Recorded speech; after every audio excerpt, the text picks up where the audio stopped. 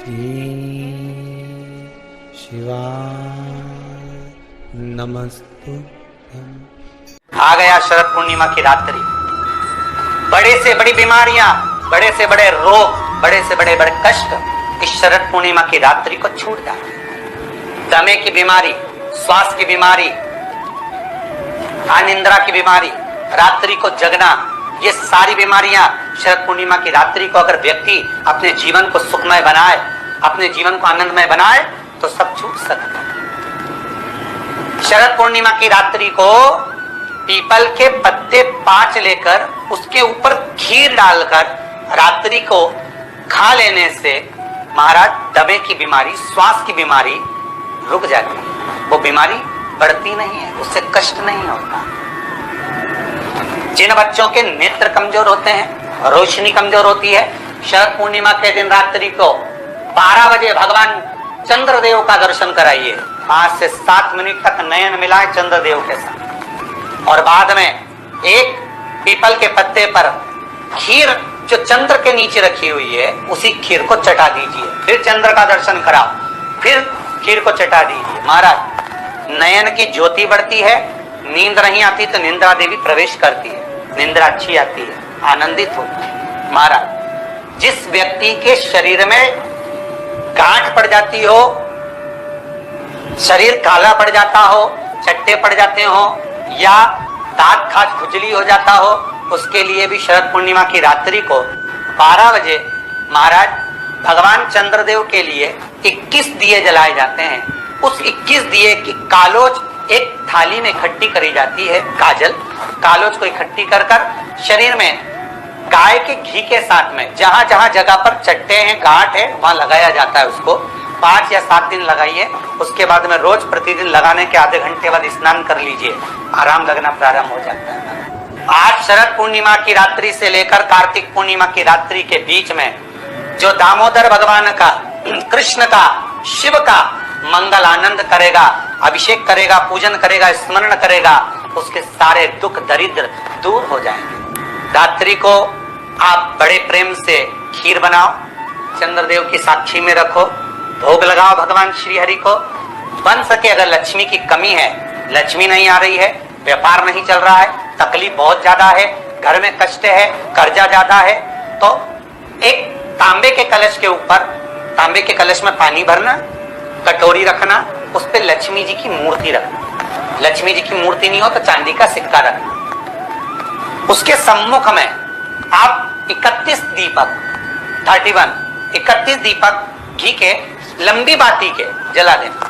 महाराज एक एक कमल गट्टा उस 31 दिए के अंदर डाल देना और लक्ष्मी जी का पूजन करना, लक्ष्मी जी का स्मरण करना, खीर का भोग लगाना, पान के पत्ते पर खीर रखना, 5 पत्ते पर खीर का भोग लगाना और माता लक्ष्मी से विनती करना। सुबह 4 बजे तक वो रखे रहने देना। सुबह 4 बजे वो उठाना, लक्ष्मी को वापिस तिजोरी में या सिक्का हो तो उसको अलमारी में रख देना। जो खीर बनी है वो प्रसाद के रूप में सुबह 8 बजे, 10 बजे, 9 बजे जब खाना हो प्रेम से खाना। माता जो दिए लगाए हैं वो ठंडे हो गए होंगे, उनको रखे रहने देना, बाद में काम आते रहेंगे, या दिए विसर्जन करना हो तो आपकी मर्जी है।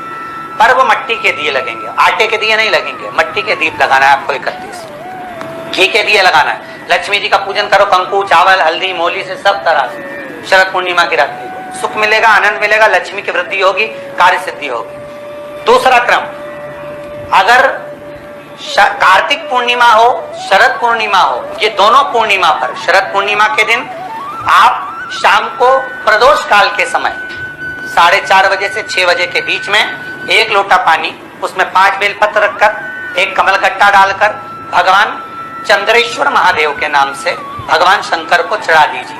आपकी जो कामना हो वो कामना कर चढ़ाएं। विनती करें चंद्रेश्वर महादेव को और निवेदन करें कि हमारा ये कार्य सफल हो। केवल शरद पूर्णिमा के दिन चढ़ाइए, कार्तिक पूर्णिमा तक क्या फल मिलता है हमको जरूर बताइए। भी शरद पूर्णिमा की रात्रि को और कार्तिक पूर्णिमा की रात्रि को गर्भवती नारी अपनी नाभि पर यदि चंद्र की दृष्टि पड़वा लेती है तो बच्चा विकलांग पैदा नहीं होता है। गर्भ से जो बालक होगा श्रेष्ठ होगा, विद्वान होगा, चतुर होगा, पढ़ने में होशियार होगा, क्योंकि ये चंद्र की किरणें जब समुद्र में उछाल ला सकती हैं तो आपके जीवन में भी तरक्की ला सकती है, उछाल ला सकती है। इसमें एक लोटा पानी, 5 बेलपत्र, 5 बेलपत्र, एक शमी पत्र,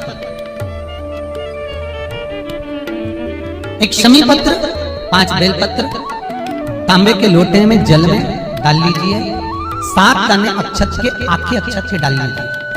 और प्रदोष काल में, प्रदोष काल जो शाम का समय होता है, प्रदोष काल में भगवान शंकर के मंदिर जाकर पांव में चप्पल पहनकर ना जाइए।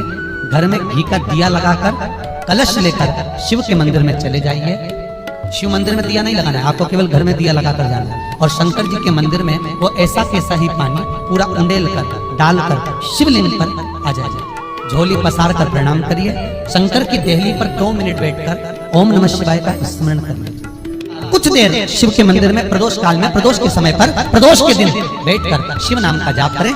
जल का पात्र वापिस घर में ले आए और बड़े प्रेम से अगले महीने फिर प्रदोष के दिन, फिर प्रदोष काल में शिव के द्वारे जाएं। फिर विनती करें, कहीं मत जाना, केवल शंकर की शरण में जाना। उससे कहना, उससे निवेदन करना, मुझे विश्वास है मेरे शंभु पर।